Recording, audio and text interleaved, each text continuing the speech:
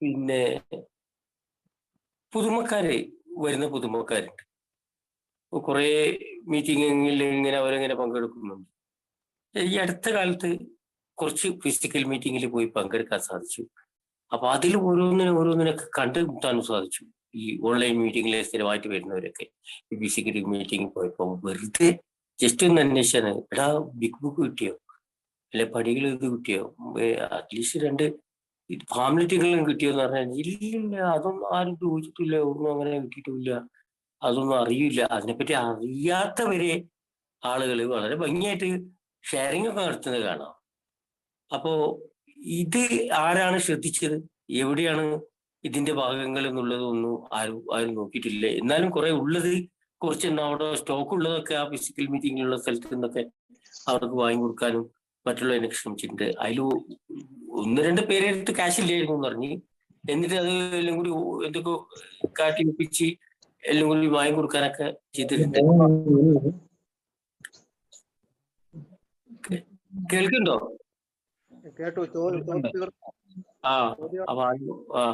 അപ്പൊ അങ്ങനെ ഒരു പരിപാടി ഇതില് നമ്മള് മാറ്റങ്ങളൊന്നും വരുത്തണം എന്നുള്ളതല്ല പറയുന്നത്. അത്തരം കാര്യങ്ങളൊന്നും കുറച്ച് ആയി വരുന്ന പുതുമക്കാർക്കൊക്കെ, ഓൺലൈൻ വരുന്ന പുതുമക്കാർക്കൊക്കെ ലിറ്ററേച്ചർ കിട്ടുന്നുണ്ടോ, അല്ലെങ്കിൽ അതിനുള്ള ഏർപ്പാട് ഈ സർവീസിലുള്ള ആളുകളോട് ചെയ്യാൻ വേണ്ടിയിട്ടോ, അല്ലെങ്കിൽ അങ്ങനെയുള്ള ഒരു നിർദ്ദേശങ്ങളൊക്കെ ഒന്ന് കൊടുക്കാൻ സാധിച്ചാൽ ഈ വന്ന് കയറുന്നവന് സാധാ ഫിസിക്കൽ മീറ്റിങ്ങിൽ പോകുന്ന മാതിരി തന്നെ കുറച്ച് ലിറ്ററേച്ചറുകളൊക്കെ കിട്ടാനൊക്കെ ഉള്ള ആ ഒരു വകുപ്പ് ഉണ്ടാക്കണമെന്ന് അർജന്റായിട്ട് ഒരു ആവശ്യമാണ് ഇപ്പോൾ ഒന്ന് പറയാനുള്ളത്. പിന്നെ സാമ്പത്തികമായിട്ടൊക്കെ നേരത്തെ ലതീഷ് പറഞ്ഞ നേരത്തെ തന്നെ പിന്നെ പൈസ ഉള്ളവന് ഒരു പ്രശ്നവും ഇല്ല പൈസ എടുക്കാൻ എന്ത് പരിപാടിക്കും എന്ന് വിചാരിക്കുന്നവരൊക്കെ ഇത്ര നിശ്ചിത തുക എന്ന് കൽപ്പിക്കുകയും അതെല്ലാവരും കൊടുക്കണം എന്ന് പറയുകയൊക്കെ കർശനമായിട്ടുള്ളത് കേട്ടിട്ടുണ്ട്. ആ കർശനമായിട്ട് തന്നെ അത് പറയുമ്പോൾ തന്നെ ഈ പൈസ ഇല്ലാത്തവന് അവന്റെ കണ്ണും മോറും ഒക്കെ വളരെ ദയനീയമായിട്ട് പോകുന്നതൊക്കെ കണ്ടിട്ടുണ്ട്. അപ്പോ അതിനെ പറ്റിയിട്ട് ചോദിച്ചപ്പോ പറഞ്ഞിട്ടുണ്ട്, ഓന് കുടിക്കാൻ പൈസ ഉണ്ടല്ലോ ഓനിപ്പോ. അപ്പോൾ ഞാൻ പറഞ്ഞു, നിങ്ങൾ നോക്കിയോ അവന്റെ സ്ഥിതികളൊക്കെ? നിങ്ങളിപ്പോ പറയുന്ന പൈസയൊക്കെ അവൻ തന്നു കഴിഞ്ഞാൽ ചിലപ്പോ അവരെ മുണ്ട് മടക്കി കെട്ടിയിട്ടോ അല്ലെങ്കിൽ അങ്ങനെ ആയിരിക്കും. കുടുക്കിനെ കാലത്തുള്ള കഥ നിങ്ങൾ വിടിയെന്നൊക്കെ പറഞ്ഞിട്ടും സ്വീകരിക്കപ്പെട്ടിട്ടില്ല. അതെന്തോ ഒന്ന് എന്നൊക്കെ ഉള്ള ഒരു ഇതേ കേട്ടിട്ടുള്ളൂ. അപ്പൊ അതിനൊക്കെ ഒരു തനതായ രീതി, അത് ഒരു ഗ്രൂപ്പിന്റെ സ്വയം പര്യാപ്തതയിൽ പെട്ടതാണോ, അല്ലെങ്കിൽ ഇത് പാരമ്പര്യം അതിൻ്റെതായുള്ള കണ്ടീഷനിൽ എങ്ങനെ പോകുന്ന രീതിയിലാണോ എന്നുള്ളതൊന്ന് വിശദാക്കി തരണേ. അല്ല ഷിബു, ഹലോ, പറഞ്ഞോ. അതില് ഇപ്പൊ ഈ ഖലീൽക്ക പറഞ്ഞത് ഒരു പൊതുവായിട്ടുള്ളൊരു കാര്യമാണെങ്കിൽ അതിന് മറുപടി എങ്ങനെയാന്ന് വെച്ചാല്, ആൽക്കോളിക് അനോണിമസ് വ്യക്തികളെക്കാൾ കൂടുതൽ തത്വങ്ങൾക്ക് മുൻസ്ഥാനം കൊടുക്കുന്ന ഒരു പരിപാടിയാണ്. അപ്പൊ അതില് വ്യക്തികൾ വളരാൻ വേണ്ടിയിട്ട്, റിക്കവറിക്ക് വേണ്ടിയിട്ടുള്ള ഒരുപാട് ടൂൾ കിറ്റുകൾ നമ്മളെ മുന്നോട്ട് വെക്കുന്നുണ്ട്. അത് പടികളാവാം, പാരമ്പര്യങ്ങളാവാം, ബിഗ് ബുക്ക് ആവാം, സ്പോൺസർ ആവാം, ഇത്യാദി ഒരുപാട് കാര്യങ്ങളുണ്ട്. അപ്പം ഈ ഒരു കാര്യത്തിൽ ഏതെങ്കിലും 1-2 അനുഭവങ്ങളോ അല്ലെങ്കിൽ ഇങ്ങനെയുള്ള അതിനാണ് 2 വാക്കുകൾ നമ്മൾ പറയാറ്, ബ്ലീഡിങ് ഡീക്കൻസും സീനിയർ സ്റ്റേറ്റ്സ്മാൻമാരും എന്ന് പറഞ്ഞ ആളുകൾ. വെച്ചാൽ പൊക്കമതിയായ പഴമക്കാരും രക്തമൊലിപ്പിക്കുന്ന പഴമക്കാരും. അപ്പൊ ഇത് എല്ലാ കാലത്തും നമ്മളുടെ മുമ്പിലുണ്ടാവും. അപ്പൊ ഇതിനെ അതിജീവിക്കാൻ ഒരേ ഒരു മാർഗ്ഗമേ ഉള്ളൂ, നമ്മൾ പ്രോഗ്രാമിനെ മുറുകെ പിടിക്കുക എന്നുള്ളതാണ്. അപ്പൊ അതല്ലാതെ എവിടെയെങ്കിലും ഇങ്ങനെയുള്ള 1-2 അനുഭവങ്ങൾ ഉള്ളത് കൊണ്ട് ഇത് മൊത്തം അങ്ങനെ ആയി പോകും എന്നുള്ള ധാരണയൊക്കെ തെറ്റാണ്. അപ്പൊ നമ്മൾ വരുന്ന നവാഗതരെ അല്ലെങ്കിൽ ഇത്തരം ആളുകളെ ഒരു സ്പോൺസറുമായിട്ട് ബന്ധപ്പെട്ട് അവരെ അതിലേക്ക് പ്രോത്സാഹിപ്പിക്കാനും അത്തരം ആളുകൾക്ക് അതിന്റെ അനുഭവങ്ങൾ ഗ്രൂപ്പിൽ പങ്കുവെക്കുമ്പം ഞങ്ങൾ എങ്ങനെയാണ് ഇങ്ങനെയുള്ള തെറ്റിദ്ധാരണകളൊക്കെ അതിജീവിച്ചത് എന്നുള്ളത് അനുഭവം, ശക്തിയും പ്രതീക്ഷയും പരസ്പരം പങ്കുവെക്കുക എന്ന് പറഞ്ഞാൽ ഇന്നത്തെ ഡെയിലി റിഫ്ലക്ഷൻ ഒക്കെ പറയുന്ന മാതിരി ഒരു ഗ്ലോബൽ ഷെയറിംഗ് ആണ്. അതിലെല്ലാ കാര്യങ്ങളും ഉൾപ്പെടണം. അല്ലാതെ വെറും കുടിച്ച കഥകൾ മാത്രം പറഞ്ഞു കഴിഞ്ഞാൽ ഒരു ആഗോളതലത്തിലുള്ള ഒരു ഷെയറിംഗ് ആവില്ല. അപ്പൊ അതിന് അതേ മാർഗമുള്ളൂ. നമുക്ക് അതിനുള്ള എല്ലാ സാങ്കേതികമായ കാര്യങ്ങളും നമ്മളുടെ കൈവശമുണ്ട്. അത് നമ്മൾ പറഞ്ഞുകൊണ്ടേ ഇരിക്കുക. അതിന്റെ ഒരു ഭാഗമാണ് ഇപ്പൊ ഈ നടക്കുന്ന പരിപാടി എന്ന് വേണമെങ്കിൽ നമുക്ക് കൂട്ടിച്ചേർക്കാം. ഓക്കെ,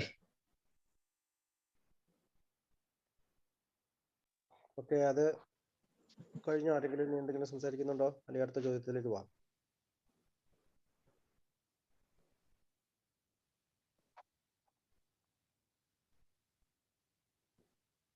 അടുത്ത ചോദ്യം 2. ഏതെങ്കിലും ഒരു പാരമ്പര്യത്തെ ഞാൻ മുറുകെ പിടിക്കുമ്പോൾ അത് മറ്റുള്ളവരെ എങ്ങനെ ബാധിക്കുന്നുവെന്ന് ശ്രദ്ധിക്കാറുണ്ടോ?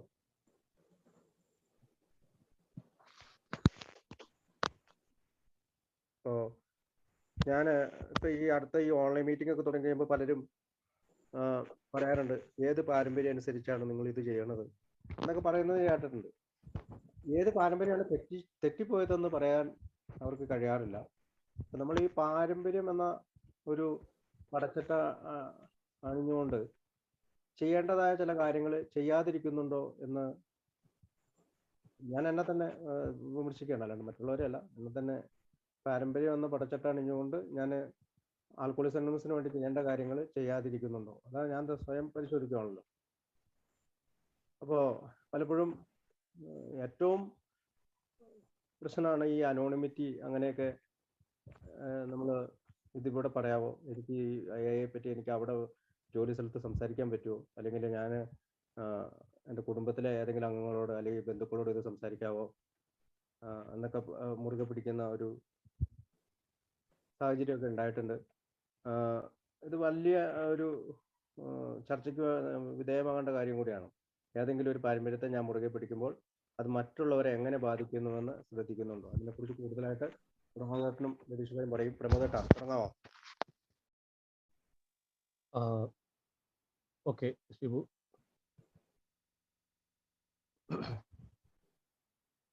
അതിലെ രണ്ടാമത്തെ ചോദ്യം, ഏതെങ്കിലും ഒരു പാരമ്പര്യത്തെ ഞാൻ മുറുകെ പിടിക്കുമ്പോൾ അത് മറ്റുള്ളവരെ എങ്ങനെ ബാധിക്കുന്നുവെന്ന് ശ്രദ്ധിക്കാറുണ്ടോന്നാണ്. When I chafe about any particular tradition, do I realize how it affects others എന്നാണ് ആ ചോദ്യം ഇംഗ്ലീഷ് ഫോമിൽ. ചെയ്ഫ് എന്ന വാക്കാണ് അവിടെ വന്നിരിക്കുന്നത്, CHAFE. അതിന്റെ അർത്ഥം മുറുകെ പിടിക്കുന്നത് എന്ന് ഞാൻ തർജ്ജമ ചെയ്തിട്ടുണ്ടെങ്കിൽ പോലും അത് ആ മുറുകെ പിടിക്കലാവുന്നില്ല അവിടെ. വേറെ, അതായത് നമ്മൾ വ്രണപ്പെടുത്തുന്ന ഒരു രീതിയിൽ എന്നാണ് അതിന് അർത്ഥമുള്ളത്. അത് നമ്മൾ നാടൻ ഭാഷയെ പറയാറില്ലേ, ഏതെങ്കിലും പാരമ്പര്യത്തെ പറ്റി നമ്മൾ ചൊറിഞ്ഞുകൊണ്ടിരിക്കുക എന്ന് പറയാറില്ലേ. അപ്പോൾ വല്ലാതെ നിർബന്ധപൂർവം നമ്മൾ ചെലുത്തുന്ന പരിപാടിയാണ് ഇവിടെ ഉദ്ദേശിക്കുന്നത്. അപ്പൊ ഏതെങ്കിലും ഒരു പാരമ്പര്യത്തെ നമ്മൾ അമിതമായി മുറുകെ പിടിക്കുമ്പോൾ എന്ന് വേണേൽ നമുക്ക് മനസ്സിലാക്കാം. ക്രമം വിട്ട് മുറുകെ പിടിക്കുമ്പോൾ, നടപ്പിലാക്കാൻ ശ്രമിക്കുമ്പോൾ അത് മറ്റുള്ളവരെ എങ്ങനെ ബാധിക്കുന്നുവെന്ന് ശ്രദ്ധിക്കാറുണ്ടോ? അപ്പം ഈ ഒരു ക്വസ്റ്റ്യൻ ഈ ഒരു സ്ഥാനത്ത് 8ാമത്തെ പാരമ്പര്യത്തിന്റെ ചെക്ക് ലിസ്റ്റിനകത്ത് എങ്ങനെ കയറി എന്നുള്ളത് ഞാൻ ചിന്തിച്ചുകൊണ്ടിരിക്കുകയായിരുന്നു. അപ്പം ഇവിടെ എത്തുമ്പോൾ ആണല്ലോ ഒരുപാട് കാര്യങ്ങൾ പ്രത്യേകിച്ച് ശിവു നേരത്തെ പറഞ്ഞ പോലെ പണമിടപാടുകൾ, ധനം, അതിവിടെ ഈ ഒരു ഏരിയയിൽ വരുമ്പോഴാണ് കൂടുതലായിട്ട് നമ്മളിലേക്ക് വരുന്നത്. അതുപോലെ സർവീസ് നേരത്തെ 1 മുതൽ 7, 6 വരെയുള്ള ഭാഗത്ത് സർവീസും ഉത്തരവാദിത്വവും ഐക്യവും ഒക്കെ ആയിരുന്നെങ്കിൽ ഇവിടെ കുറെ കൂടി സംഗതി അതിന്റെ ഒരു പ്രായോഗിക തലത്തിലേക്ക് ട്രാക്ക് മാറുകയാണ്, പ്രായോഗിക തലത്തിലേക്ക് പോവുകയാണ്. 7-8 ട്രഡീഷൻ വരുമ്പോൾ പണം, ഭൗതികമായ സാഹചര്യങ്ങൾ, അതുപോലെ നമ്മൾ എങ്ങനെ അത് മാനേജ് ചെയ്യുന്നു, നമ്മൾ എങ്ങനെ അത് കൈകാര്യം ചെയ്യുന്നു, ഇത്തരം കാര്യങ്ങളാണ് ഈ 7-8 പറഞ്ഞത്. പണത്തിന് മാത്രമല്ല പ്രാധാന്യം, നമ്മൾ അത് എങ്ങനെ കൈകാര്യം ചെയ്യുന്നു എന്നുള്ള ഒരു കാര്യത്തിന് വളരെ പ്രാധാന്യമുണ്ട്. അതുപോലെ അതിനോടുള്ള നമ്മുടെ മനോഭാവം, അതിനും എങ്ങനെയുള്ള മനോഭാവമാണ് പുലർത്തുന്നത് എന്ന കാര്യത്തിനും ഇവിടെ വലിയ പ്രാധാന്യമുണ്ട്. അപ്പോൾ ഇവിടെ ഒരു പാരമ്പര്യത്തെയും മുറുകെ പിടിച്ചുകൊണ്ട്, എനിക്ക് പറയാനുള്ളതാണ്, മുറുകെ പിടിച്ചുകൊണ്ട് അത് വ്രണപ്പെടുത്തുവാനോ അല്ല അതിൽ കൂടുതൽ ഉറച്ചു നിന്നുകൊണ്ട് നടപ്പിലാകേണ്ട ഒന്നും തന്നെ ഇതിനകത്തില്ല. കർക്കശ ബുദ്ധിയോടുകൂടി വീണ്ടും ആവർത്തിച്ച് നടപ്പാക്കേണ്ടതല്ല എന്ന് വിചാരിച്ച് ഞാനിത് പ്രാധാന്യമില്ല എന്നല്ല ഉദ്ദേശിക്കുന്നത്. ആവർത്തിച്ച് മറ്റുള്ളവർക്ക് എന്താണ് ഒരു തരം പറഞ്ഞ നാടൻ ഭാഷയിൽ പറഞ്ഞ സ്വൈര്യം കൊടുക്കാതെ നടപ്പിൽ വരുത്തേണ്ട ഒരു പദ്ധതിയല്ല ട്രഡീഷൻസ്. ഇതിന് നടപ്പിൽ വരുത്തുവാൻ, അതാണ് ഈ മനോഭാവത്തിന് പ്രാധാന്യമുണ്ട് എന്ന് പറഞ്ഞത്. അപ്പൊ ഇത് ബോധപൂർവം ഉത്തരവാദിത്തം നമ്മൾ ഓരോരുത്തരും ഏറ്റെടുക്കേണ്ടതാണ്. ഒരാളോ രണ്ടാളോ ഞാനോ ഷിബുവോ ലതീഷ് ഭായിയോ ഒന്നും അങ്ങനെ ഒരാളോ രണ്ടാളോ ഇതിന്റെ ഉത്തരവാദിത്തം ഏറ്റെടുക്കേണ്ട രീതിയല്ല. ഒരു ട്രഡീഷന്റെ ഉത്തരവാദിത്തത്തിന്റെ അതിന്റെ ഒരു ലെജൻഡായി മാറേണ്ട ഒരു ഉത്തരവാദിത്വം ആർക്കും ഇല്ല. ഒരു ട്രഡീഷന്റെയും ഗ്രേറ്റ് എക്സ്പോണന്റ് ആയി മാറേണ്ട ഒരു അവസ്ഥ ഇവിടെ ഇല്ല. അതിന്റെ കാരണം ഇതിനോടുള്ള മനോഭാവം നമ്മൾ സൂക്ഷിക്കുന്നത്, നമ്മൾ ഓരോരുത്തർക്കും കൃത്യമായ ഉത്തരവാദിത്വം ഇതിനകത്തുണ്ട്. ഒരാൾക്ക് പോലും ആ ഉത്തരവാദിത്തത്തിൽ നിന്ന് ഒഴിവാകാൻ പറ്റില്ല.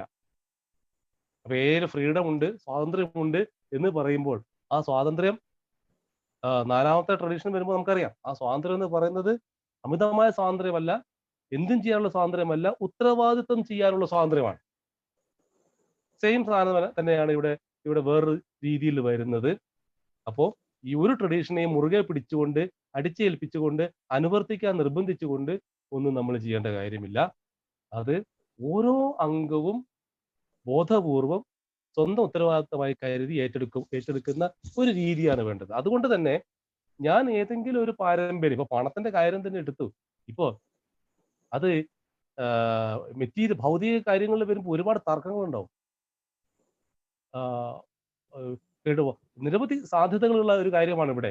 ഗ്രൂപ്പിന്റെ പണം, ഗ്രൂപ്പിന്റെ കിറ്റി, ഗ്രൂപ്പിന്റെ ആനിവേഴ്സറി, ഗ്രൂപ്പിന്റെ സംഭാവനകൾ, ഗ്രൂപ്പ് GSOക്ക് കൊടുക്കുന്ന കോൺട്രിബ്യൂഷൻസ്, ഗ്രൂപ്പിന്റെ വാടക, പിന്നെ അതുപോലെ ഗ്രൂപ്പിന്റെ പ്രൂഡന്റ് ഫണ്ട്, ഗ്രൂപ്പിന്റെ ബാങ്ക് അക്കൗണ്ട് എന്ന് തുടങ്ങി, ഞാനിത് ഗ്രൂപ്പ് എന്ന് പറയുന്നതിൽ കൂടി ഇത് ഇന്റർ ഗ്രൂപ്പിനും ഏരിയ കമ്മിറ്റികൾക്കൊക്കെ സെയിം ബാധകമായിട്ടാണ് ഞാൻ സംസാരിക്കുന്നത്. അപ്പോൾ ഇത്തരം കാര്യങ്ങൾ, മേഖലകളൊക്കെ ഇവിടെ ശക്തമായിട്ട് നമ്മുടെ മുന്നിലേക്ക് വരുന്ന ഒരു ഭാഗമാണിത്. അപ്പൊ അവിടെയൊക്കെ ട്രഡീഷൻ എന്ന് പറഞ്ഞുകൊണ്ട് നമ്മൾ ട്രഡീഷൻ എന്ന് പറഞ്ഞുകൊണ്ട് ആവർത്തിച്ച് ആരുടെയും പിന്നാലെ പോകേണ്ട കാര്യമില്ല. ബിക്കോസ് ഇത് നമ്മളുടെ ഓരോരുത്തരുടെയും ബോധപൂർവമായ ഉത്തരവാദിത്തപ്പെടുന്നതാണ്. ഇത് ഇത്രയും കാര്യങ്ങൾ തന്നെ എക്സ്പ്ലനേറ്റീവ് ആണെന്നാണ് ഞാൻ വിചാരിക്കുന്നത്. എനിക്ക് എന്നെ മനസ്സിലാക്കിയ കാര്യങ്ങളാണ് പറഞ്ഞത്. Okay, thank you. Okay Shibu, അതിലേ ഹലോ കേൾക്കാം, പറഞ്ഞോ.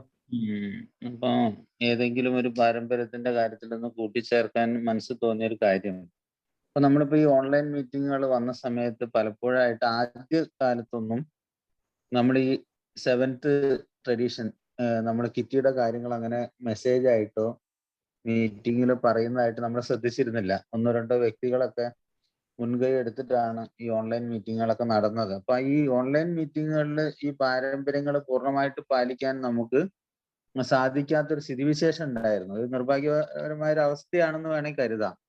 കാരണം നമ്മൾ പെട്ടെന്നുണ്ടായ ഈ പാൻഡമിക്കിലുള്ള അവസ്ഥകളായിരുന്നു. പക്ഷെ നമ്മൾ അതിജീവിച്ചു, നമ്മൾ അതിനോടൊക്കെ പൊരുത്തപ്പെട്ട് നമ്മൾ മുന്നോട്ട് പോയപ്പം അതിന്റെ ട്രഡീഷനൊക്കെ നമ്മൾ വളരെ കൃത്യമായിട്ട് പാലിക്കാൻ തുടങ്ങി. അപ്പൊ ഒരു ദിവസം തന്നെ 3ഉം 4ഉം മീറ്റിങ്ങുകളിൽ കയറുന്ന നമ്മളെ പോലുള്ള അപൂർവം കുറച്ച് ആളുകളൊക്കെ ഉണ്ടായിരുന്നു. അപ്പൊ ഇവിടെയൊക്കെ ഈ മോഡറേറ്റർ എന്ന നിലയിലോ ഈ അങ്ങനെയുള്ള ഹോസ്റ്റ് ചെയ്യുന്ന ആളുകളൊക്കെ, അതായത് ചാറ്റ് ബോക്സിലൊക്കെ 7ാം പാരമ്പര്യം, kitty, Google Pay number, WhatsApp number എന്നൊക്കെ പറഞ്ഞിട്ട് നമ്മൾ കൊടുക്കാൻ തുടങ്ങി. പക്ഷെ അതൊന്നും എൻ്റെ ഉത്തരവാദിത്വം അല്ല. അതെന്തോ കുറച്ച് ആളുകൾ അങ്ങനെ കൊടുക്കുന്നുണ്ട്. അപ്പൊ അത് കാനഡയിൽ നിന്ന് മറ്റേ ഷിബു കൊടുത്തോളും, അല്ലെ യൂറോപ്പിൽ നിന്ന് മറ്റാൾ കൊടുത്തോളും, അപ്പൊ തന്നെ വലിയ പൈസ ആയല്ലോ. അപ്പൊ ചില ആളുകൾ പറയുന്നത് കേൾക്കാം, 3000 കഴിഞ്ഞ തവണ മാസത്തെ അടച്ചു, ഒരു കൊല്ലത്തേക്കുള്ളത് 15,000 അടച്ചു കഴിഞ്ഞതാണ് മറ്റേ ഗ്രൂപ്പ്, അപ്പൊ ഇതൊന്നും എൻ്റെ ബാധ്യതയല്ല എന്ന് ചിന്തിക്കുന്ന ഒരു വിഭാഗവും. എന്നാ ഇടയ്ക്കും തലയ്ക്കും ഒരു 50 രൂപ ഈ വാട്സപ്പും ഗൂഗിൾ പേ ചെയ്തിട്ട് രാവിലെയും ഉച്ചയ്ക്കും വൈകുന്നേരം ലഞ്ച് ബ്രേക്കിലും ഈവനിങ് ബ്രേക്കിലും ഒക്കെ കയറിയിട്ട് അതാ ഗൂഗിൾ പേ ചെയ്യണം, ഇത് ട്രഡീഷൻ പാലിക്കണം, അങ്ങനെ ഇങ്ങനെ എന്നൊക്കെ പറഞ്ഞിട്ട് പിടിവാശി പിടിച്ച് നടക്കുന്ന മറ്റൊരു വിഭാഗം ആളുകളും നമ്മളുടെ ഇടയിൽ കാണാറുണ്ട്. ഇത് രണ്ടിനും പ്രശ്നങ്ങൾ സൃഷ്ടിക്കുന്ന ഒരവസ്ഥയുണ്ട്. അപ്പൊ അതുകൊണ്ട് ഇതിന്റെ ഒരു ഇൻ ബിറ്റ്വീനിലുള്ള ഒരു പാത്ത് എന്നുള്ള നിലയിൽ നമ്മൾ അതിനെ ആകർഷിക്കുന്ന രീതിയിൽ അത് ഇൻഫോർമേറ്റീവ് ആയിട്ട് നമ്മളത് കൈകാര്യം ചെയ്യേണ്ടത് വളരെ നിർബന്ധമാണ്. അപ്പോൾ ഇവിടെ ഈ ഒരു നിർദ്ദേശം ഞാനത് മുറുകെ പിടിക്കുന്നതുകൊണ്ട് മറ്റൊരാളെ അത് സാരമായിട്ട് ബുദ്ധിമുട്ടിക്കുന്ന ഒരവസ്ഥകൾ ഉണ്ടെങ്കിൽ അതൊന്നും നമ്മളുടെ കാര്യമല്ല. ഞാൻ എൻ്റെ ട്രഡീഷൻ ഞാൻ പാലിക്കുക. എൻ്റെ അടുത്ത് 10 രൂപയേ ഉള്ളൂ, അത് ഗൂഗിൾ പേ ചെയ്ത് കൊടുത്തിട്ട് നമ്മൾ അതിനോട് നീതി പുലർത്തുക. 1000 രൂപ കൊടുക്കുന്ന ആള് അയാൾ അത് ചെയ്യട്ടെ എന്ന് വിചാരിച്ചിട്ട് നമ്മൾ നമ്മളുടെ കാര്യങ്ങൾ ചെയ്യുക എന്നുള്ള കാര്യങ്ങളാണ് അവിടെ അനുവർത്തിക്കേണ്ടത്. മറ്റൊരു കാര്യം, നമ്മുടെ സേവന കേന്ദ്രങ്ങൾക്ക് നമ്മൾ എന്താ പറയുക, ഉത്തരവാദികളായ കമ്മിറ്റി അല്ലെങ്കിൽ ഈ പറഞ്ഞ ശമ്പളക്കാരെ നിയമിക്കുമ്പോൾ leadership in vital role in a എന്ന് പറയുന്ന പോലെ നമ്മൾ ഏതെങ്കിലും രീതിയിൽ സേവകരായി മാറുമ്പം അത് വ്യക്തികളെക്കാൾ കൂടുതൽ തത്വങ്ങൾക്ക് മുൻസ്ഥാനം കൊടുക്കണം. നിങ്ങളെ വ്യക്തികൾ വലിയ വർത്താനൊന്നും പറയണ്ട. ബിൽഡബ്ല്യൂ തന്നെ പറഞ്ഞിരിക്കണം, ഞാൻ സ്റ്റിൽ ബിഗിനർ എന്നൊക്കെ പറഞ്ഞിട്ടുണ്ട്. അതുകൊണ്ട് നിങ്ങൾ അവിടെ പോയി ഇരുന്നാൽ മതി, ബാക്ക് ബെഞ്ചിൽ പോയി ഇരുന്നാൽ മതി. അതുകൊണ്ട് അധികം വർത്താനൊന്നും പറഞ്ഞു, ഇവിടെ ആരും ഭരിക്കാനൊന്നും അങ്ങനെയൊക്കെ ഉണ്ടാവുന്ന ഒരു തരം ഹാഷായിട്ടുള്ള ചില സമീപനങ്ങൾ, അതും ശരിയല്ല. എന്നാൽ ഇത് ഭരണകർത്താവാണെന്ന് സ്വയം അങ്ങനെ ഭാവിച്ചുകൊണ്ട് പ്രവർത്തിക്കുന്നതും വളരെ ബുദ്ധിമുട്ടുള്ള. രണ്ടുപേരും ഉണ്ടാക്കുന്ന ഭവിഷ്യത്തുകൾ ഈ പറഞ്ഞ മാതിരി എങ്ങനെ ബാധിക്കുമെന്ന് നമ്മൾ ശ്രദ്ധിക്കുന്നുണ്ടോ എന്നുള്ള ചോദ്യം ഈക്വലി ഇമ്പോർട്ടൻ്റ് ആണ്. അത് നന്നായിട്ട് അതൊരു ഫുള്ളി നമ്മൾ ട്രഡീഷൻ ആണ് അത് ഫോളോ ചെയ്യുന്നു എന്ന് വിചാരിച്ചിട്ട് ഞാനവിടെ വ്യക്തിയൊന്നും ഇല്ല, കസേരയിൽ ഇരിക്കുന്ന ഒരു ശരീരം മാത്രമേ ഉള്ളൂ, അതൊരു ആത്മാവാണ്, അതുകൊണ്ട് ഞാനൊന്നും അറിയില്ല രാമനാരായണ അത് എന്ന രീതിയിൽ ഇരുന്നാൽ അത് ഒരു ട്രഡീഷൻ ആവൂല. എന്നാൽ ഏതെങ്കിലും രീതിയിൽ ഞാൻ ചെയർമാനാണ്, എന്നെ അവർ വിളിച്ചില്ലല്ലോ, എന്നെ ക്ഷണിച്ചിട്ടില്ല അവിടുത്തെ ഇന്റർഗ്രൂപ്പ് വാർഷികത്തിന്, ആ കൺവെൻഷനിൽ ഞാൻ ഏരിയ കമ്മിറ്റി ചെയർമാനാണ്, ഞാനൊരു ട്രസ്റ്റിയാണ്, അതുകൊണ്ട് അവരെന്നെ ക്ഷണിക്കാത്തതുകൊണ്ട് ട്രസ്റ്റി പങ്കെടുത്തില്ല, അങ്ങനെയുള്ള ഒരു കാര്യവും ആൽക്കഹോളിക് അനോണിമസിൽ ഇല്ല എന്ന് സ്വയം ഞാൻ വിശ്വസിക്കുന്നു. അത് ഈ പാരമ്പര്യവുമായി ബന്ധപ്പെട്ട് നോക്കുകയാണെങ്കിൽ അത് അങ്ങനെ തന്നെ വേണം നമുക്ക് കരുതാൻ. കാരണം നമ്മൾ ഒരിക്കൽ സേവകരായിട്ട് തിരഞ്ഞെടുത്തു കഴിഞ്ഞാൽ നമ്മൾ ആർക്ക് വേണ്ടിയാണോ സേവനം ചെയ്യുന്നത് അവരോട് കമ്മിറ്റഡ് ആയിരിക്കുക എന്നുള്ളതാണ്. നമ്മളിപ്പോൾ ആരും പിന്നെ ക്ഷണനം മറ്റുള്ള കാര്യങ്ങളൊക്കെ ഔപചാരികതയുടെ ഭാഗമായിട്ട് നമുക്ക് മറ്റൊരു പേജിലേക്ക് അത് മാറ്റി വെക്കാന്നല്ലാതെ ഈ ഒരു പാരമ്പര്യമായിട്ട് നമ്മൾ ഡിസ്കസ് ചെയ്യുന്ന സമയത്ത് അതിന് വലിയ വാല്യൂസ് ഒന്നും കാണാൻ സാധ്യതയില്ല എന്നാണ് വ്യക്തിപരമായ എൻ്റെ അനുഭവങ്ങൾ പറയുന്നത്. പിന്നെ ഇങ്ങനെയുള്ള 2 കാര്യങ്ങളാണ് എനിക്കതിൽ കൂട്ടിച്ചേർക്കാനുള്ള ഒരു കാര്യം. പ്രത്യേകിച്ച് ഒന്നുമില്ല. ഇനി ആർക്കെങ്കിലും എന്തെങ്കിലും ഉണ്ടെങ്കിലൊക്കെ പറയാം. ഓക്കെ.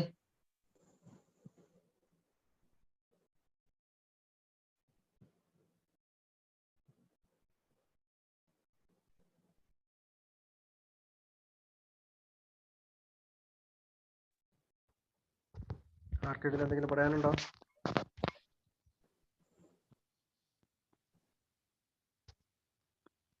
അല്ല, പറയാനും അല്ല ചോദിക്കാൻ തന്നെയാണുള്ളത്. ഇതിപ്പോ പാരമ്പര്യങ്ങള് ഗ്രൂപ്പില് നടപ്പാക്കേണ്ടത് തന്നെയാണ്, അത് നിർബന്ധമായിട്ട് വേണം താനും. അപ്പൊ ഇത് എങ്ങനെയൊക്കെ മറ്റുള്ളവരെ ബാധിക്കുന്നു എന്നാണല്ലോ ഇത് ചോദിച്ചത്. എന്തെങ്കിലും ഒരു പാരമ്പര്യത്തെ ഞാൻ മുറുകെ പിടിക്കുമ്പോൾ അത് മറ്റുള്ളവരെ എങ്ങനെ ബാധിക്കുന്നു എന്ന് ശ്രദ്ധിക്കാറുണ്ടെന്ന്.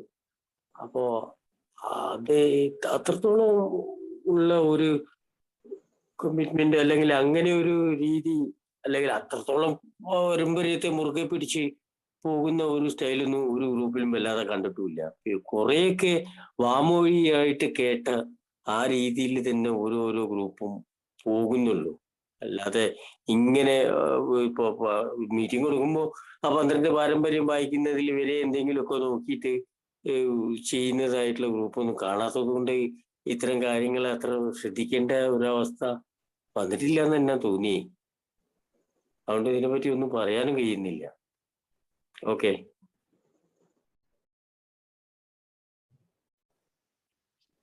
അടുത്ത ചോദ്യത്തിലേക്ക് പോവാം.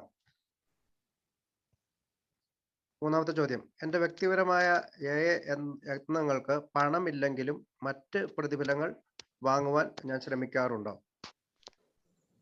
എൻ്റെ വ്യക്തിപരമായ പ്രവർത്തനങ്ങൾക്ക് പണമല്ല മറ്റ് പ്രതിഫലങ്ങൾ വാങ്ങുവാൻ ഞാൻ ശ്രമിക്കാറുണ്ടോ? പ്രമോദ് തുടങ്ങാമോ? അത് വളരെ സിമ്പിളായ ഒരു കാര്യമാണ്. നമുക്ക് എല്ലാവർക്കും വലിയ ബുദ്ധിമുട്ടില്ലാതെ മനസ്സിലാക്കാൻ പറ്റിയ ഒരു കാര്യമാണെന്ന് എനിക്ക് തോന്നുന്നത്. അപ്പോൾ ഞാൻ അതിനെപ്പറ്റി കൂടുതൽ സംസാരിക്കേണ്ട കാര്യമില്ല. ഇവിടെ ഒരുപാട് പേര് സംസാരിക്കാതെ സൈലന്റ് ആണ്. മണികണ്ഠനൊക്കെ ഉണ്ട്. വ്യക്തിപരമായ യത്നങ്ങൾക്ക് നമ്മളൊക്കെ പണം ഒരു പ്രശ്നമായിരിക്കില്ല പലപ്പോഴും. പക്ഷെ അതിനേക്കാൾ കൂടുതൽ മറ്റെന്തെങ്കിലും പ്രതിഫലങ്ങൾ ഒക്കെ നമ്മൾ പറ്റാറുണ്ടോ എന്നുള്ളതാണ് ഇവിടെ ചോദ്യം. അത് ഒരു നന്ദി വാക്കായാൽ പോലും, അല്ലെങ്കിൽ ഒരു ഗ്രാറ്റിറ്റ്യൂഡ് ഫീലിംഗ് ആയാൽ പോലും, അല്ലെങ്കിൽ മറ്റെന്തെങ്കിലും തരത്തിലുള്ള പേഴ്സണൽ റിലേഷൻഷിപ്പ് ക്രിയേറ്റ് ചെയ്യുന്ന എന്ന തരത്തിലായാൽ പോലും, മറ്റെന്തെങ്കിലുമൊക്കെ റിവാർഡുകൾ നമ്മൾ ആഗ്രഹിക്കാറുണ്ടോ? അപ്പോൾ അത് വളരെ ഈസി ആയിട്ട് കൺവേ ചെയ്യപ്പെടുന്ന ഒരു ക്വസ്റ്റ്യൻ ആണ്. എല്ലാവരും പാർട്ടിസിപ്പേറ്റ് ചെയ്യട്ടെ അവരുടെ അനുഭവങ്ങളായിട്ട് എന്ന് ഞാൻ പറയുന്നു. എല്ലാവർക്കും പറ്റിയില്ലെങ്കിലും സൗകര്യം പങ്കെടുക്കാൻ പറ്റാനുള്ള സാഹചര്യമുള്ള ആൾക്കാർ ചർച്ച ചെയ്യട്ടെ. നമുക്ക് കേൾക്കാം. ഞാൻ കേൾക്കാൻ ഇഷ്ടപ്പെടുന്നു. ഓക്കെ. നമ്മുടെ പ്രവർത്തനങ്ങൾ എന്ന് പറയുമ്പോൾ സൗജന്യ സേവനമാണ് നമ്മൾ ചെയ്യണമെന്നാണ് നമ്മുടെ ഓരോ ഇത്. കാരണം നമുക്ക് കിട്ടിയ സുബോധം പിന്നെ ആ പ്രതിഫലം ആയിട്ട് മറ്റ് പ്രവർത്തനങ്ങളിൽ ഏർപ്പെടുന്നു എന്നൊക്കെയാണ് ധാരണ. പക്ഷേ ഈ സൗജന്യ സേവനം ചെയ്യുമ്പോഴും നമ്മൾ നന്ദി ആഗ്രഹിക്കുകയും ചെയ്യുന്നു. അതേസമയം നമ്മൾ പല കാര്യങ്ങൾ വിമർശിക്കുകയും ചെയ്യുന്നു. സൗജന്യ സേവനം നന്ദി ആഗ്രഹിക്കുന്നു, പല കാര്യങ്ങൾ വിമർശിക്കുക. കാരണം സൗജന്യ സേവനമാണല്ലോ. സൗജന്യ സേവനത്തിന് വിമർശനവും പറ്റില്ല, നന്ദിയും പറ്റില്ല. രണ്ടും ചെയ്തു കൂട്ടുന്നുണ്ട്. അപ്പൊ ഈ ഒരു പാരമ്പര്യം വെറുതെ ഒന്ന് തന്നെ ഓർമ്മിപ്പിച്ചു എന്ന് മാത്രം. രതീഷ് ഭായ്. ഓക്കെ ഷിബു, അതിലിപ്പോ ഉള്ള പ്രകടമായ അനുഭവങ്ങൾ പറയാം. ഏതായാലും ആൽക്കഹോളിക് അനോണിമസിൽ വന്നപ്പം ആദ്യകാലത്ത് വന്നിരുന്ന സമയത്തൊക്കെ ചില ആളുകൾ ബർത്ത്ഡേ ആഘോഷിക്കുന്ന സമയത്ത് അവരുടെ സ്പോൺസർ എന്ന്, അന്നൊക്കെ അങ്ങനെ ഒരു കീഴ്വഴക്കം ഉണ്ടായിരുന്നു. എയിലേക്ക് മെസ്സേജ് കൊടുക്കുന്ന മെസ്സഞ്ചർ ഓട്ടോമാറ്റിക്കലി അയാളുടെ ഒരു സ്പോൺസർ ആണെന്നുള്ളത് ഒരു പറയാതെ പറഞ്ഞു നിർത്തിയ ഒരു തത്വം എയിൽ നിലനിന്നിരുന്നു എന്നുള്ളതാണ്. അതിന്റെ ഭാഗമായിട്ടൊരു നിർബന്ധ ബുദ്ധിയോടുകൂടി ചില സ്പോൺസർമാര് നിലനിന്നിരുന്ന ഒരു കാലഘട്ടത്തില് നാളെ ടോക്കൺ വാങ്ങാൻ പോവാണ്, ശബരിമലയ്ക്ക് കെട്ട് നിറയ്ക്കാൻ പോകുന്നതിന് മുമ്പ് നമ്മൾ ഈ ദക്ഷിണയൊക്കെ കൊണ്ടു കൊടുക്കും ഞങ്ങളുടെ നാട്ടിൽ. ഞാനൊക്കെ അപ്പോൾ അതിന് മുമ്പ് പോയി കാലിൽ തൊട്ട് വഴങ്ങി ഒരു വെള്ള ഷർട്ടും മുണ്ടൊക്കെ വാങ്ങിക്കൊണ്ട് കൊടുത്ത് പാൻറ് ഷർട്ടൊക്കെ വാങ്ങിക്കൊടുക്കുന്ന പതിവുകൾ. അതുകൂടാതെ ഇപ്പോഴും എനിക്കറിയാം, ആള് മരണപ്പെട്ടു പോയി. അയാള് തൂങ്ങി മരിക്കുകയത്. അയാളെ സോബറൊന്നും ആയില്ല. വെള്ളിക്കാരന്റെ വീടിന്റെ ആധാരം പണയം വെച്ച് അതിന് കുറെ കാശൊക്കെ ഡിവൈഡ് ചെയ്തെടുത്തു. അന്നൊക്കെ ഈ സേട്ടുവിന്റെ അടുത്ത് പലിശയ്ക്കൊക്കെ വാങ്ങുന്ന പരിപാടിയാണ്. ബാങ്കിലൊന്നും വെക്കുന്ന കാലമല്ല. അല്ല, ഉണ്ടായിരുന്നെങ്കിലും എളുപ്പത്തിലും കിട്ടാനുള്ള ബുദ്ധിമുട്ട് കൊണ്ട് ഇവിടെ ഇയാൾക്ക് കുറച്ച് കാശിന്റെ ആവശ്യമുണ്ട്, ഈ ന്യൂക്കമർക്ക്. അപ്പൊ അതുകൊണ്ട് തന്നെ ഈ സീനിയർ മെമ്പർക്കും കുറച്ച് ആവശ്യമുണ്ട്. അപ്പൊ ഇയാളെ സോബറാക്കിയതിന്റെ ഭാഗമായിട്ട് വീട്ടിൽ പോയിട്ട് ആധാരം എടുത്തു കൊണ്ടുപോയിട്ട് അവര് പണം വാങ്ങി ഷെയർ ഇട്ടെടുത്ത കഥ. അവസാനം അയാൾ തൂങ്ങി മരിച്ചു. രണ്ടുപേരും ഇപ്പം മരിച്ചു, അത് വേറെ കാര്യം. അപ്പൊ ഞാൻ പറഞ്ഞു വരുന്നത് ഇങ്ങനെയൊക്കെയുള്ള ഒരുപാട് കാര്യങ്ങൾ. പിന്നെ ഈ ഒരു ബർത്ത്ഡേ ആഘോഷിക്കുമ്പോൾ എന്താ പറയാ, ഉപകാര സ്മരണ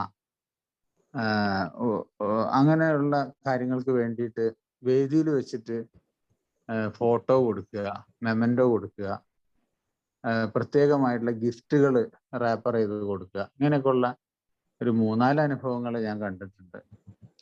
ഷോൾ അണിയിക്കുക. അപ്പോൾ ഇങ്ങനെയൊക്കെ അത് നിഷേധിക്കാൻ കഴിയുന്നില്ല ഈ പറഞ്ഞ ഈ പഴമക്കാരോ അല്ലെങ്കിൽ ബ്ലീഡിംഗ് ഡീക്കൻസിന് അത് നിഷേധിക്കാൻ പറ്റുന്നില്ല. അത് നിഷേധിക്കുക എന്ന് പറഞ്ഞാൽ അത് വളരെ ഭംഗിയായി ആ കാര്യത്തെ, പാരമ്പര്യത്തെ മുറുകെ പിടിക്കുന്ന രീതിയിലായിരുന്നെങ്കിൽ പിന്നീട് വരുന്ന ആളുകൾ അത്തരം കാര്യങ്ങൾ ചെയ്യാതിരിക്കാൻ ശ്രമിച്ചേനെ എന്ന് എനിക്ക് തോന്നിയ ഒരുപാട് അനുഭവങ്ങളുണ്ട്. എന്തായാലും അതൊക്കെ ഒരുപക്ഷെ നമ്മൾ നേരത്തെ പറഞ്ഞത് അതിന്റെ ഏറ്റവും ഉയർന്ന തലാണ്. ഒരു നന്ദി വാക്ക് പോലും നമുക്ക് വേണ്ട എന്ന് പറയുന്ന അവസ്ഥ. പക്ഷെ അതിനേക്കാളൊക്കെ എത്രയോ വലിയ അപകടമാണ് മറ്റു കാര്യങ്ങൾ. ഇതും നമുക്ക് പറയാം, നന്ദി മുന്നോട്ടാണ്, gratitude should go forward. No backward എന്ന് നമ്മൾ പറയുന്ന പോലെ. അതെ, നമ്മളിപ്പോ ഒരാളെ സഹായിച്ചു, അയാൾ ഷെയർ ചെയ്യുമ്പോൾ ലതീഷ് ഭായ് ഇല്ലെങ്കിൽ ഞാൻ മരിച്ചു പോയേനെ, അല്ലെങ്കിൽ അയാൾ എൻ്റെ ദൈവമാണ് എന്നൊക്കെ പറഞ്ഞിട്ടുള്ള പല ഷെയറിങ്ങിലൊക്കെ നമ്മൾ വരുമ്പോൾ നമ്മളത് തിരുത്താൻ ശ്രമിക്കാൻ പലപ്പോഴും ശ്രമിച്ചിട്ടുണ്ട്. ഇത് നന്ദി നിങ്ങൾ മറ്റൊരാൾക്ക് കൊടുക്കുക, എനിക്ക് സൗജന്യമായി കിട്ടിയത് നമ്മൾ കൊടുക്കുന്നതാണ്. വാസ്തവത്തിൽ നമ്മളെല്ലാവരും അത് രാത്രി 12 മണിക്ക് പോയിട്ടാണെങ്കിലും സഹായിച്ചിട്ടുണ്ടെങ്കിൽ പോലും അത് നമ്മളുടെ സ്വാർത്ഥതയാണ്. അതിൽ നിന്ന് കിട്ടുന്ന ഒരു ആനന്ദം, സന്തോഷം, ബോധത്തിന് നമ്മൾ എത്രമാത്രം നമുക്കത് സഹായിക്കുന്നു എന്നൊക്കെ നമുക്ക് നന്നായിട്ട് അറിയാം. എന്നിട്ട് പോലും അതിനെ മറ്റൊരു രീതിയിൽ അത് നമ്മൾ അനുഭവിക്കുന്നുണ്ടെങ്കിൽ, അല്ലെങ്കിൽ അതിനെ ആഗ്രഹിക്കുന്നുണ്ടെങ്കിൽ, അത് തീർത്തും ഈഗോ ആണ് എന്നുള്ളത് തന്നെയാണ് എനിക്ക് മനസ്സിലാക്കാൻ പറ്റിയത്. എന്തായാലും അതൊക്കെയായിരിക്കും ഇവിടെ ഏതെങ്കിലും രീതിയിൽ പ്രതിഫലം. ഇത് പണമായിട്ട് വേണമെന്നില്ലല്ലോ, മറ്റൊരു രീതിയിൽ. എത്രയോ ആളുകൾ ഇപ്പൊ എനിക്കറിയാം, ഇവിടുത്തെ ഒരു വലിയൊരു സിനിമ, അദ്ദേഹം ബാംഗ്ലൂരിൽ നിന്ന് സോബറായി സ്പോൺസർ എന്ന നിലയിൽ അയാൾ കുറെ സമയം ചെലവാക്കി.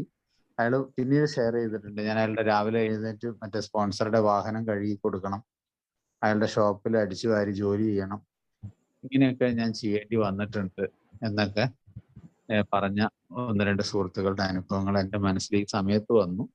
അപ്പൊ അതൊക്കെ നമുക്ക് ഇല്ലാതിരിക്കാൻ ഇത്തരം ചിന്തകൾ നല്ലതാണെന്ന് തോന്നുന്നു. ഓക്കെ,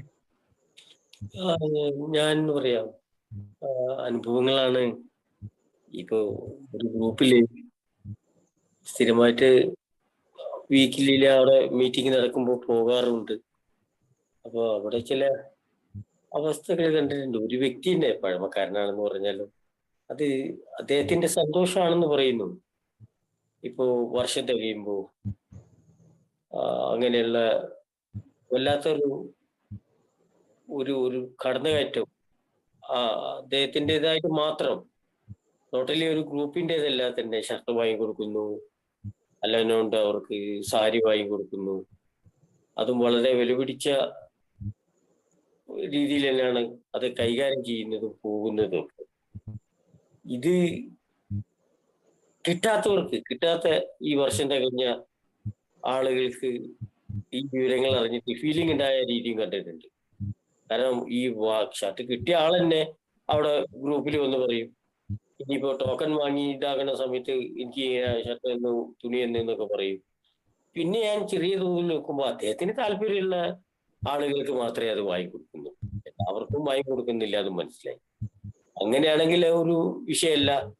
അല്ലെങ്കിൽ ഇന്ന ഗ്രൂപ്പിൽ വന്നാല് ഷർട്ട് കിട്ടും, പാന്റ് കിട്ടും, സാരി കിട്ടും എന്നൊക്കെ പറഞ്ഞ ഒരു അണ്ണാച്ചി സ്റ്റൈലില് ഉള്ള ഒരു രീതി മാതിരിയാണോ എന്നൊക്കെ ഇങ്ങനെ തോന്നിപ്പോയിട്ടുണ്ടായി. അപ്പോ അതിനെ പറ്റിയിട്ട് ചെറിയ തോതിലെങ്കിലും ഒന്ന് വ്യക്തമായി പോട്ടെ എന്ന് വിചാരിച്ചിട്ട് തത്വങ്ങളിലാണ് മുന്നിൽ കൂട്ടിയത്. വ്യക്തികൾ പിന്നാലെ പോകാൻ പാടുള്ളൂ എന്നുള്ള ഈ ഓൺലൈൻ തുടങ്ങിയ സമയത്ത് തന്നെ അതിനോടനുബന്ധിച്ചിട്ടുള്ള ഒരു സ്പീച്ച് വരെ അവിടെ വെച്ചു. ഇല്ല, അതിന്റെ ശേഷം എന്തെങ്കിലും ഒരു മെച്ചുണ്ടാകുന്ന നോക്കുമ്പോ അങ്ങനെ ഒരു മെച്ചമൊന്നും ഉണ്ടായിട്ടില്ല. അപ്പോ ഈ വെറുതെ ഇങ്ങനെ അന്നത്തെ ഒരു വെറുതെ ഇതിങ്ങനെ എന്താ എങ്ങനെ എന്നൊക്കെയുള്ള ആ തോൽവിയുണ്ടെന്ന് ഒരു പഴമക്കാരനോട് ചോദിച്ചപ്പോ വളരെ വ്യക്തമായിട്ട് അയാൾ പറഞ്ഞു, ഒരു എന്റെ വീട്ടിൽ ഒരു കാരണവരിപ്പോ ഒരു തെറ്റ് ചെയ്താൽ എന്ത് ചെയ്യും? അവിടെ ചെന്നിട്ട് കാരണവരോട് പോയിട്ട് യോജിച്ചിടും, അല്ലെങ്കിൽ കാരണവരോട് അത് ശരിയല്ല എന്ന് പറഞ്ഞാൽ നല്ല അതൊക്കെ ഉറപ്പാണ്.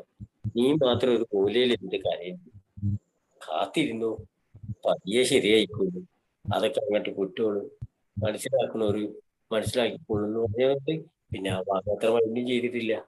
അപ്പോ ഇതില് ആളാകാൻ ശ്രമിക്കുന്നതാണോ എന്നുള്ളൊരു തോന്നലും കൂടി വന്നപ്പോ ഒരു ദിവസം ചോദിച്ചു എന്ന് തന്നെയാണ് തോന്നുന്നത് അദ്ദേഹത്തിനോട് തന്നെ. അപ്പൊ അദ്ദേഹം തന്നെ പറഞ്ഞു, ഒന്നുമില്ല, അവരൊക്കെ നിലനിൽക്കണമെന്നേ ഉള്ളൂ, നിൽക്കണം, അല്ലാതെ വേറൊരു സതുദ്ദേശം പറ്റി തന്നെയാണ് ചെയ്യുന്നത്, മറ്റു വേറെ ഉദ്ദേശം അല്ലെങ്കിൽ പാരമ്പര്യ ലംഘനവും മറ്റുള്ളതുമില്ല, അതിന്റെ തന്നെ ഒരു താല്പര്യത്തില് ഞാനിങ്ങനെ കൊണ്ടുപോകുന്നതാണെന്നൊക്കെയാണ് ആ ഒരു, അല്ലെങ്കിൽ അതൊരു ഷെയറിങ് മാതിരി നടത്തിയതാണെന്ന് അറിയില്ല ഈ വിവരങ്ങളൊക്കെ കേട്ടിട്ട്.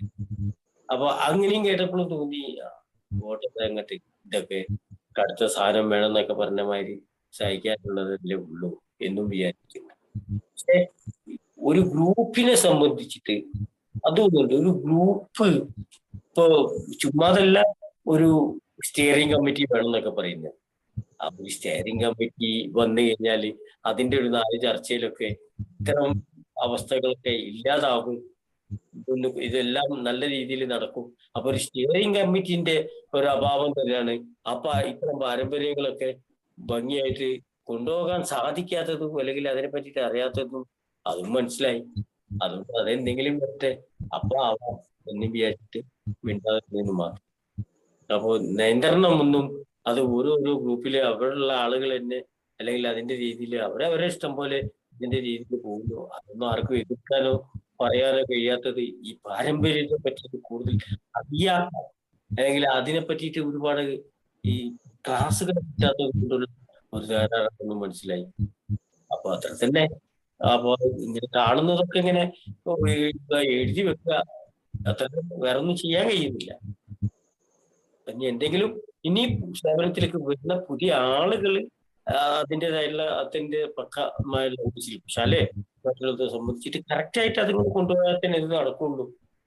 അത് മനസ്സിലായിട്ടുണ്ട് ആ പാരമ്പര്യയിലൊക്കെ. കാരണം ഇവിടെ മെയിനായിട്ട് ഈ നിലനിൽപ്പ് ഗ്രൂപ്പിന്റെ നിലനിൽപ്പ് തടസ്സപ്പെട്ടാൽ മരണത്തിന് കൂട്ടിവെക്കേണ്ടി എന്ന് പറഞ്ഞ മാതിരി വേദനിക്കാൻ പാടില്ല ഒരാളെ പ്രവൃത്തി കൊണ്ട് ഗ്രൂപ്പിൽ വെക്കുന്ന മറ്റുള്ളവര്. ആ പ്രതിഫലം എന്നൊക്കെ പറയുമ്പോ അത്ര രീതിയിൽ ഞാൻ ചെയ്യുന്നത് ശരിയാണെന്നുള്ള തോന്നല് എല്ലാവർക്കും ഉണ്ടാവും. ആ കാര്യങ്ങളിലെ ഇതില് പറയുന്നുണ്ട് ഈ പാരമ്പര്യം തീരെ മനസ്സിലായിട്ടില്ലേ. പിന്നീടൊക്കെ തന്നെയാണ് ഇതിന്റെ വൈലോയും മറ്റേതൊക്കെ വന്നിട്ട് കുറെ ക്ലിയർ ആയതൊക്കെ. അങ്ങനെയൊക്കെ തന്നെ.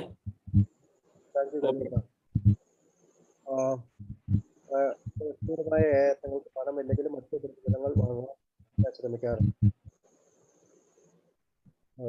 ഇതിനകത്ത്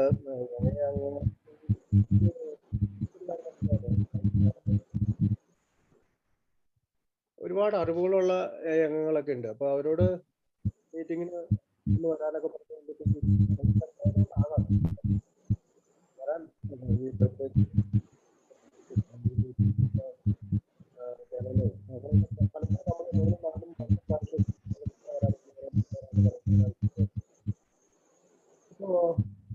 അത് ഒരു ഭാഗമാണ്. കാരണം ആൽക്കോഹോളിക്സ് അനോണിമസിലെ ഒരു അംഗത്തിന് അദ്ദേഹത്തിന്റെ അറിവ് മറ്റ് അംഗങ്ങൾക്ക് പകർന്നു തന്നെയാണ്.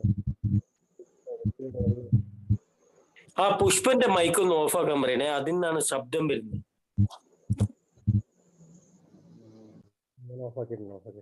അപ്പോ അതൊരു ശ്രദ്ധയോടുകൂടി എനിക്ക് അറിവുള്ളവരെ വളരെ ചെയ്യുന്നവർ ഒരുപാട് പേരുണ്ട്. അവരുടെ നന്ദിയോടുകൂടി ഓർക്കുന്നു.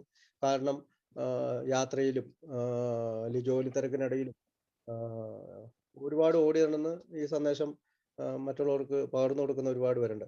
പക്ഷെ അറിവുള്ളവർ പോലും പലപ്പോഴും അത് ചെയ്യാതിരിക്കുന്നതും ഒരു പക്ഷേ ഈ പറയുന്ന പോലെ ഇതിനൊരു വിലങ്ങുതടിയായിട്ട് പലതും കാണുന്നതുകൊണ്ടാണോ എന്നൊക്കെ എനിക്ക് തോന്നാറുണ്ട്. പിന്നെ ചില മീറ്റിങ്ങുകളിൽ പോകാതിരിക്കുക, ചില ഗ്രൂപ്പുകളിൽ പോകാതിരിക്കുക, അയാൾ അങ്ങനെയാണ് അല്ലെങ്കിൽ ആ ഗ്രൂപ്പ് ഇങ്ങനെയാണെന്നൊക്കെ വിലയിരുത്തിക്കൊണ്ട്, അല്ലെങ്കിൽ എനിക്കൊരു സാർ സ്ഥാനം അല്ലെങ്കിൽ എനിക്കൊരു മേജർ സ്ഥാനം കിട്ടുന്നില്ലെങ്കിൽ ഞാൻ അങ്ങോട്ട് പോകാതിരിക്കുക, അങ്ങനെയൊക്കെ ഞാൻ ചെയ്യുന്നുണ്ടെങ്കിൽ അതിൽ നിന്ന് എടുത്തു മാറ്റപ്പെടേണ്ടതാണ്.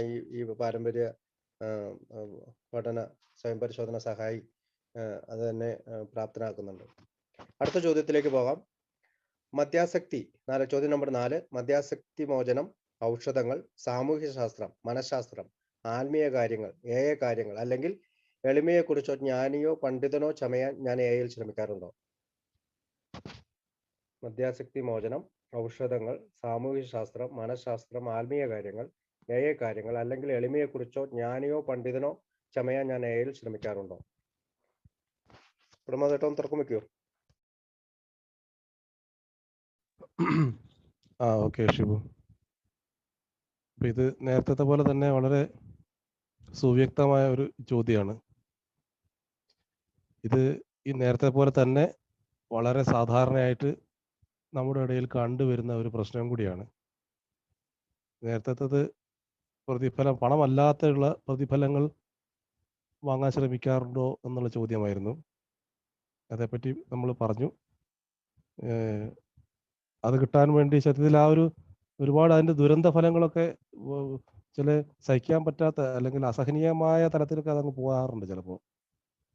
ആ, ആ, ഈ വേദിയിൽ വെച്ചിട്ട് രതീഷ് പറഞ്ഞ പോലെ അഭിനന്ദിക്കപ്പെടാൻ ഉള്ള ശ്രമങ്ങൾ മനഃപൂർവ്വം നടത്തുന്നത് ഒരുപാട് തവണ ഞാൻ ഞാൻ കണ്ടിട്ടുണ്ട്. ഞാൻ ആലോചിച്ചിട്ടുണ്ട് എന്തിനാണ് ഇങ്ങനെ ചെയ്യുന്നത്. ഒരാൾ സ്പോൺസർ ആണെങ്കിൽ ആ സ്പോൺസർ ചെല്ലുമ്പോൾ അയാൾക്ക് ഒരു പ്രത്യേക സ്വീകരണവും അയാൾ ചെല്ലുന്ന സ്ഥലത്ത് എവിടെയായാലും ഏത് മീറ്റിംഗിൽ ചെന്നാലും അത് അത് ആഗ്രഹിച്ചുകൊണ്ട് അത് നടപ്പിലാക്കി അതിൽ ആസ്വദിച്ചുകൊണ്ട് പോകുന്ന ഒരു തലത്തിലേക്കൊക്കെ ഈ കാര്യങ്ങൾ ഉണ്ടെന്നുള്ളത് ഞാൻ നിരീക്ഷിച്ചിട്ടുണ്ട്. അപ്പോൾ അത്തരം കാര്യങ്ങളൊക്കെ നമ്മളിലുണ്ടോ എന്ന് പരിശോധിക്കാനാണ് ആ ചോദ്യം.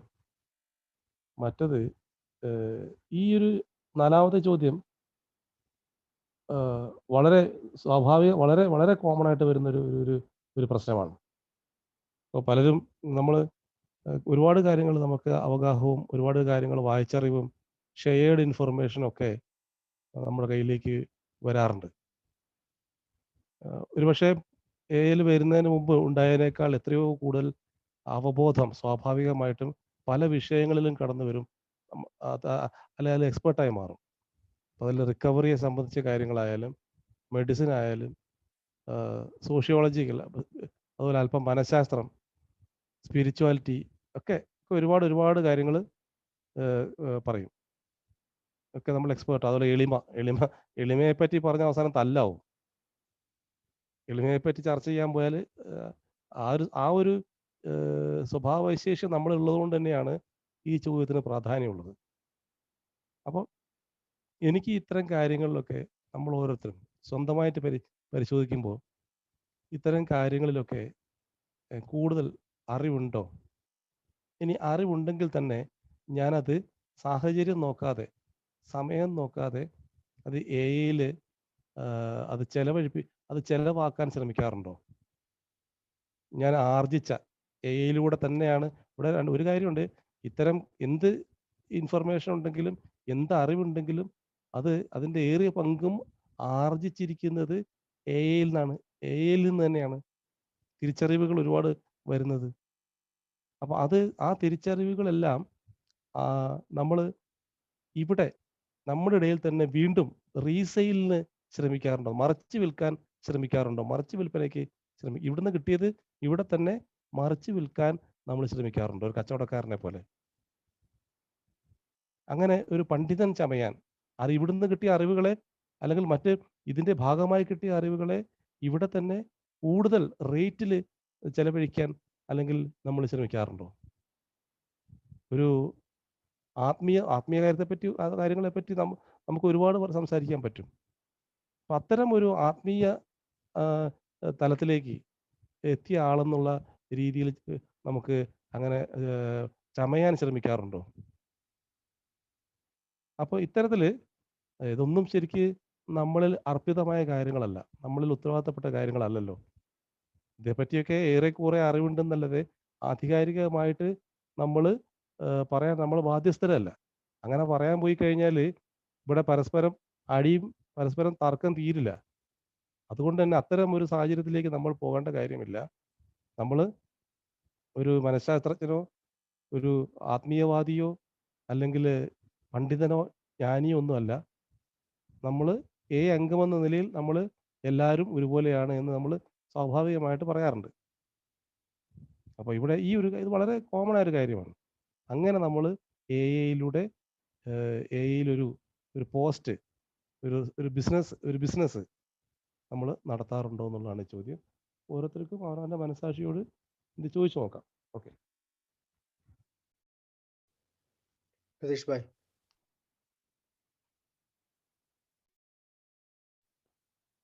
അല്ല, ഇപ്പോ പ്രമോദ് പറഞ്ഞതിനോട് ഇതിപ്പോ നമ്മളെ ഈ 8ാം പാരമ്പര്യം 7ാം പാരമ്പര്യം തന്നെ രണ്ടും കൂടി തന്നെ ആയിട്ട് നമ്മളെ ഒന്ന് പഠിപ്പിക്കുന്നുണ്ടല്ലോ. നമുക്ക് ഈ എയിൽ കൂടി ഗ്രൂപ്പിൽ കൂടിയൊക്കെ മുന്നോട്ട് പോകണമെന്നുണ്ടെങ്കിൽ തന്നെ വ്യത്യസ്ത അഭിപ്രായം ഏകീകരിക്കാൻ പറയുന്നുണ്ടല്ലോ. ആ ഒരു ഏകീകരണം കിട്ടിയില്ല എന്നുണ്ടെങ്കിൽ അവൻ കടന്നു വരുന്നവൻ വീണ്ടും അടുത്ത മീറ്റിങ്ങിന് കടന്നു വരുമ്പോഴൊക്കെ ഒരു അസ്വസ്ഥത വരുന്നുണ്ടല്ലോ. അതില്ലായ്മ ചെയ്യണം എന്നുള്ള ഒരു ഇതിന് തന്നെയാണല്ലോ ഞാൻ നേരത്തെ പറഞ്ഞ ആ സ്റ്റിയറിംഗ് കമ്മിറ്റിയൊക്കെ ഇത്തരം കാര്യങ്ങളിലേക്ക് ഉപകാരപ്പെടുന്നതും ആ രീതി വരുന്നതൊക്കെ. മറ്റേത് എന്നും ഇവിടെ ഈ ഗ്രൂപ്പിൽ ഇങ്ങനെയാണ്, മറ്റേ ഗ്രൂപ്പിൽ അങ്ങനെയാണ് എന്നുള്ളൊരു വസ്തുത അല്ലാതെ വേറൊന്നും അവന് ചെയ്യാനെങ്കില്ല.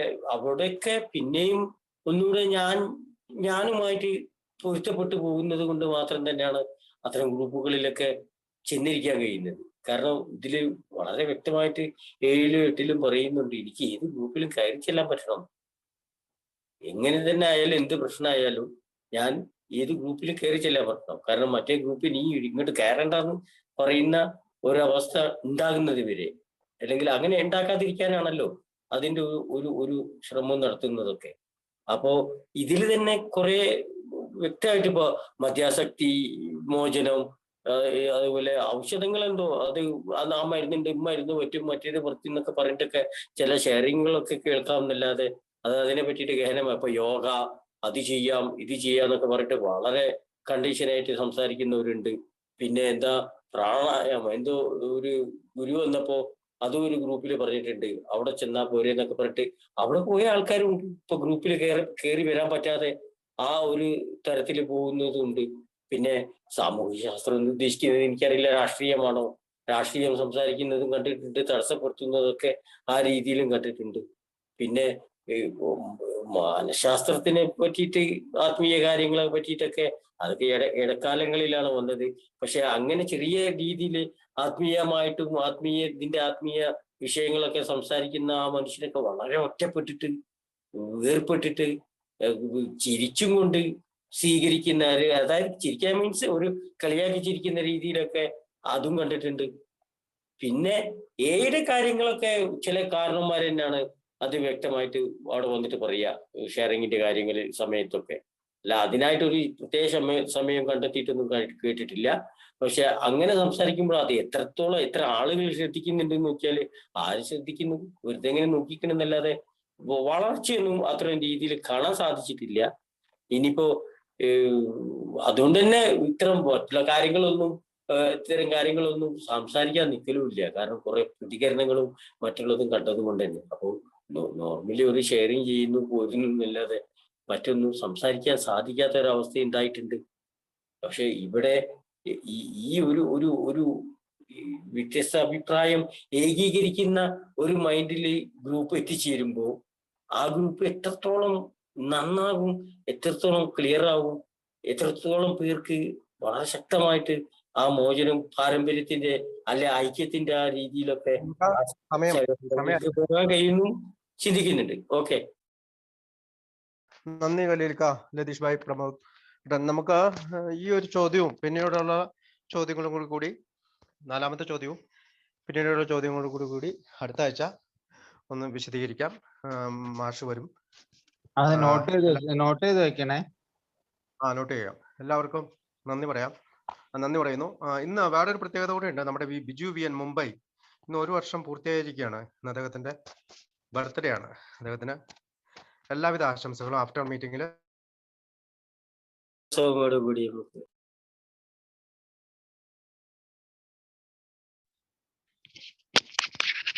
Thank you Shibu.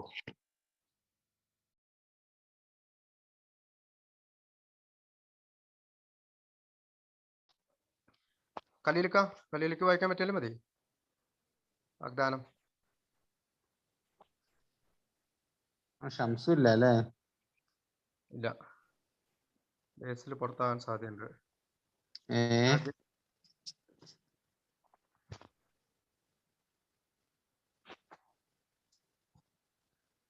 അതിൽ ഞാൻ ഉത്തരവാദിത്വം പറയാം. എന്റെ ഉത്തരവാദിത്തമാണ്.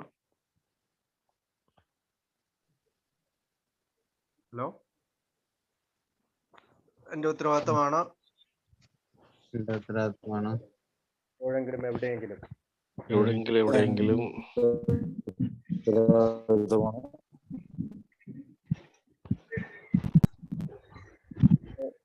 അവിടെ ഉണ്ടായിരിക്കണമെന്ന്